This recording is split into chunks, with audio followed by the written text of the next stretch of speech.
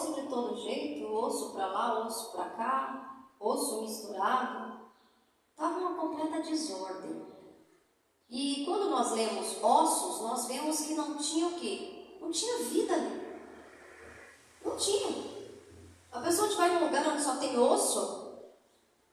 Aqui teve muita gente que viveu aqui, mas às vezes foi uma cidade toda que foi destruída. Nossa, aqui viveu tantas pessoas algum dia, né? Você vê que de vez em quando aí os historiadores acham, né, fósseis, acham, achei ossos lá do tempo dos egípcios, achei um crânio lá do tempo não sei quem, né? E eles vão fazer lá o estudo, aquela coisa toda, mas não tinha vida, não tinha vida.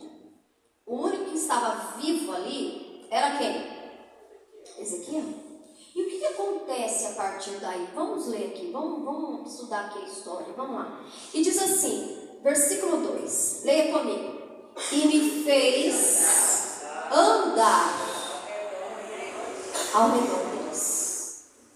E me fez andar ao redor deles. E eis que eram muito numerosos sobre a face do vale, e estavam sequíssimos.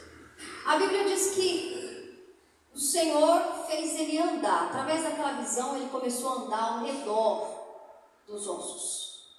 E de certo ele vai andando, e ele vai observando, e vai vendo, e daqui a pouco ele fala, nossa, mas esses ossos aqui estão muito secos.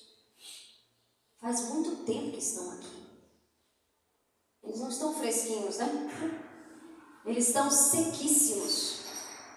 Fazia muito tempo, irmãos, que não tinha vida ali, que não tinha existência de vida. E ele está andando. Enquanto ele anda, ele está observando. Irmãos, eu vou dizer para você, Deus, ele nos permite algumas situações para nós refletirmos. Sempre reflita. Sempre pense a respeito daquilo que você está passando. Entenda, não é Deus que traz o sofrimento. Mas sempre pense sobre aquilo, sempre pense, sempre analise. Quando você anda ao redor dos ossos, né? Ele estava andando ao redor dos ossos. Enquanto ele andava ao redor dos ossos, ele analisava. Você tem analisado como anda a sua vida? Nós precisamos analisarmos. Como anda a nossa vida? Como é que está a nossa vida? Não, pastor, eu estou com saúde. Glória a Deus. Amém. Mas como que está a nossa vida diante de Deus? Como que está a nossa vida diante das pessoas? Como que nós temos sido, irmãos? O mundo, pessoal, está caminhando para o precipício e a gente sabe disso faz tempo. Antigamente o diabo, as coisas do diabo eram mais escondidas, né? Antigamente as coisas ruins, elas eram mais escondidas, elas eram mais discretas, vamos dizer assim, né? Se é que eu posso usar essa palavra. Hoje não. Hoje as coisas do diabo estão mais, exatamente essa palavra, escancarada. As coisas do diabo estão cada vez mais expostas. As pessoas, elas não têm vergonha mais de levantar a bandeira do diabo, de fazer as coisas erradas. Elas fazem aí durante o dia. Durante o dia. Às vezes uma pessoa ia fazer uma coisa errada, a pessoa fazia escondido, quando ninguém estava vendo, de madrugada. Não é assim, irmãos? Hoje, em pleno meio-dia, em plena luz do dia, em pleno 9 horas da manhã, você vê uma pessoa fazendo coisa errada. Você vê uma pessoa matando, você vê uma pessoa roubando, uma pessoa se prostituindo. As coisas estão abertas, né? Então nós precisamos analisar e refletir como que anda a nossa vida diante do Senhor, porque, irmãos, a coisa caminha para um esfriamento, e esfriamento tal que aquele que não tiver próximo a Jesus, ele vai se esfriar também. O mundo está caminhando para uma apostasia, irmãos. as pessoas estão cada vez mais frias, insensíveis, não estão nem aí com o próximo, não.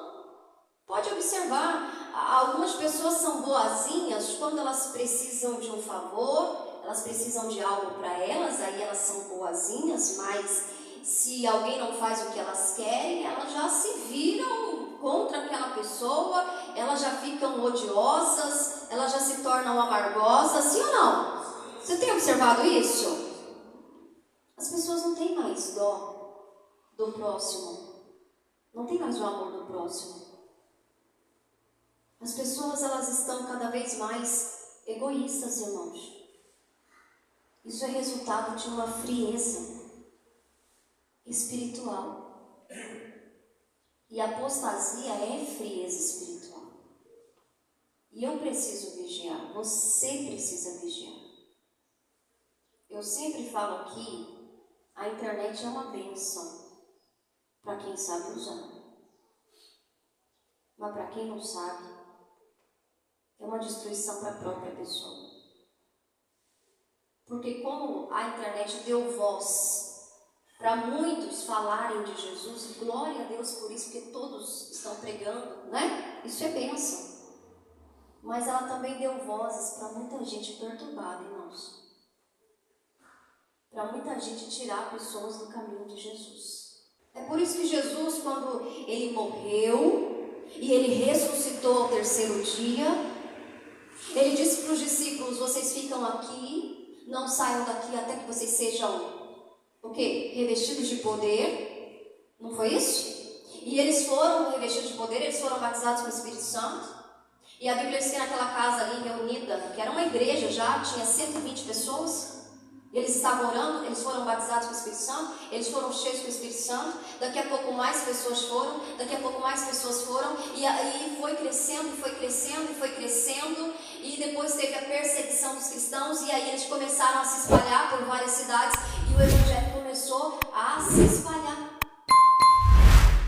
Jesus é um só, ele pregou, mas agora nós temos o quê? Mais de 120 cristãos, nós temos aí mais cristãos se multiplicando para falar do caminho. Amém? Só que os discípulos não estão mais aqui. Eles não estão mais. Agora é a minha vez, é a tua vez, irmãos. É a nossa vez. E se chegar a nossa vez e nós não fizermos nada, porque quando eles forem julgados, eles vão dizer: não, Senhor, está escrito lá em Atos o que nós fizemos por amor a Jesus, muitos morreram, muitos foram, né, irmãos, passaram por tribulação, nós sabemos como foi a morte dos discípulos, de alguns, e você vê o sofrimento, você fala: muitos fizeram, mas e quando chegou a minha vez?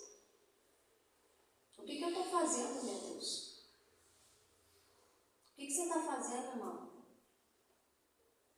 O que nós estamos fazendo? E quando eu digo fazendo, é para o reino de Deus.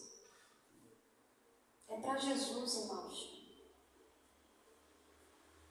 Você tem orado por uma pessoa, pela salvação dela? Alguém que não é nem da sua família, você fala: eu vou orar por essa pessoa vai se converter. Nem que eu fique 6 meses orando por ela, mas eu vou orar e eu só vou parar de orar no dia que essa pessoa falar: ó, batizei. Porque isso é amor. É amar aquele que está perdido. Isso é evangelho.